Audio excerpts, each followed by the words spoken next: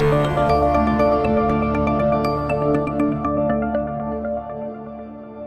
1 million token context window, a 92% score on graduate level scientific reasoning, and an international security blockade that lasted exactly 3 weeks. Welcome back to SAIIRA, the podcast where we unpack the actual structural physics of the AI ecosystem. I'm Sai. And I'm Ira. If you thought the corporate boardroom drama of the spring was intense, the last fortnight has completely shifted the playing field. We are no longer talking about simple API pricing or public valuations. We are talking about national governments treating foundational software models like sovereign infrastructure. We have a completely packed running order for episode 3.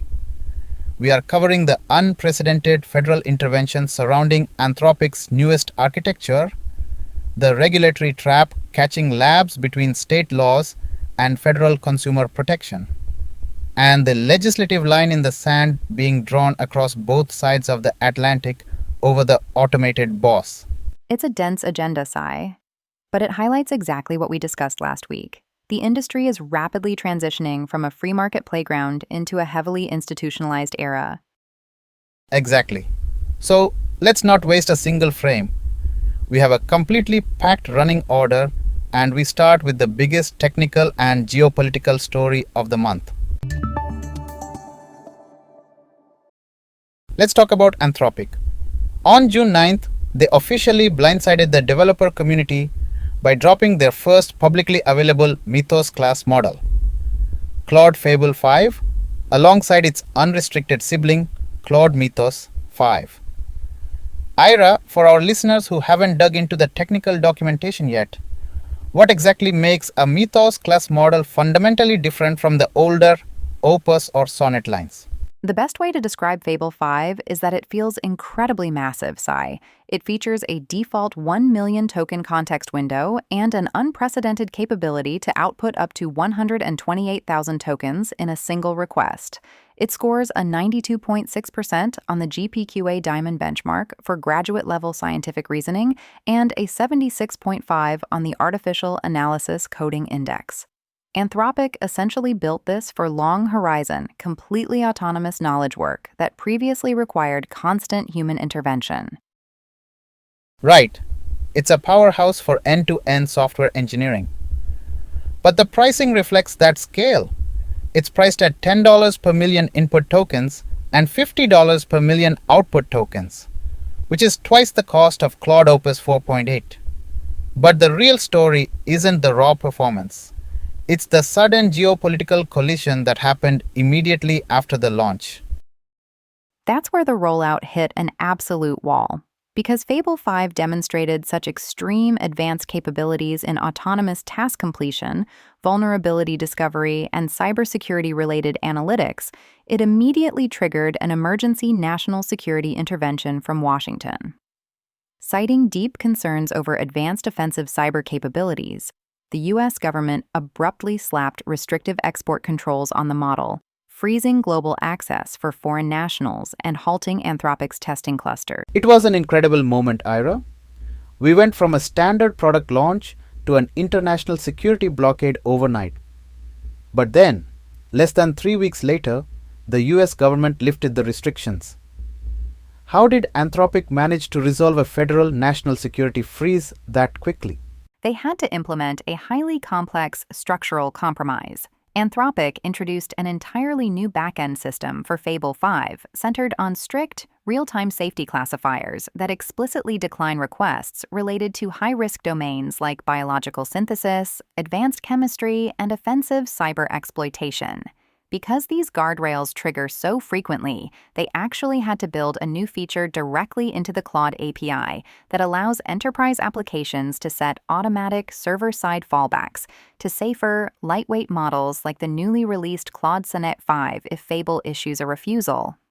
Meanwhile, they kept the completely unrestricted version, Claude Mythos 5, which lacks those safety classifiers, confined to a highly secure, invitation-only silo called Project Glasswing, accessible only to thoroughly vetted federal authorities and defense partners. Ira, What does this tell us about the future of frontier model deployment? It proves that the boundary between commercial enterprise software and national security infrastructure has officially dissolved.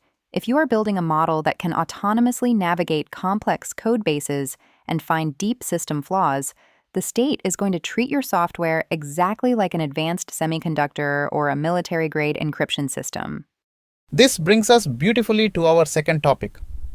While Anthropic was navigating national security guardrails, OpenAI officially launched its long-awaited GPT-5.6 family, Sol, Terra, and Luna, featuring a massive 1.5 million token context window and heavy optimization for multi-step agentic workflows. But as these labs push out more powerful models, they are finding themselves caught in a brutal regulatory vice grip. Ira, explain the sudden legal conflict brewing between state AI laws and the Federal Trade Commission. It's a massive legal tightrope, Sai. Right now, individual states are passing highly localized AI safety frameworks, most notably Colorado's AI Act, which mandates strict consumer protections and anti-bias audits.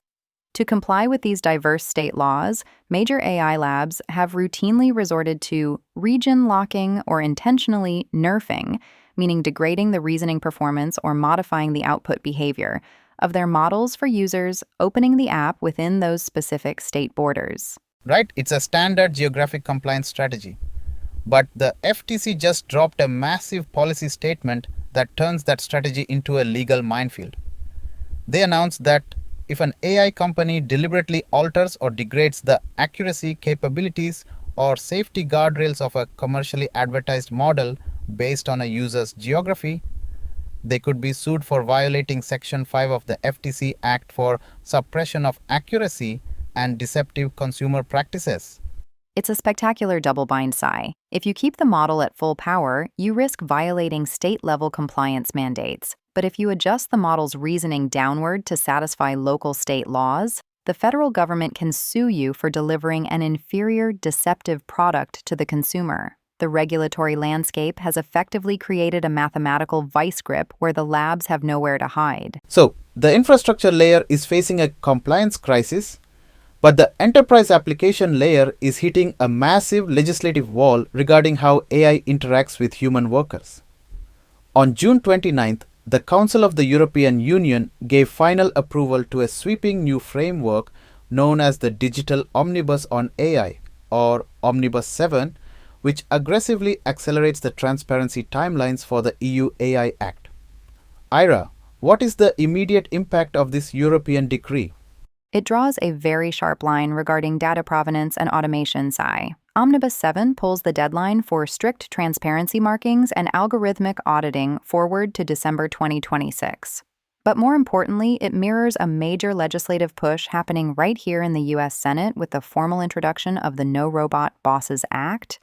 This is a vital piece of labor policy, Ira.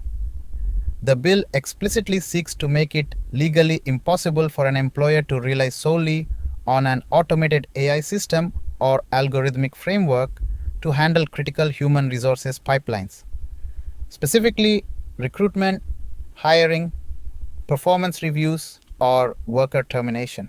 Exactly. The law essentially mandates a permanent human-in-the-loop requirement for the enterprise. An algorithm can organize workplace metrics or parse resumes all day long, but a human manager must perform an independent review, sign their name to the action, and assume full legal and administrative liability for the decision. It represents a massive global effort to prevent the hollowing out of labor rights by fully autonomous enterprise software. It really shows that the Wild West era of building in a vacuum is officially over.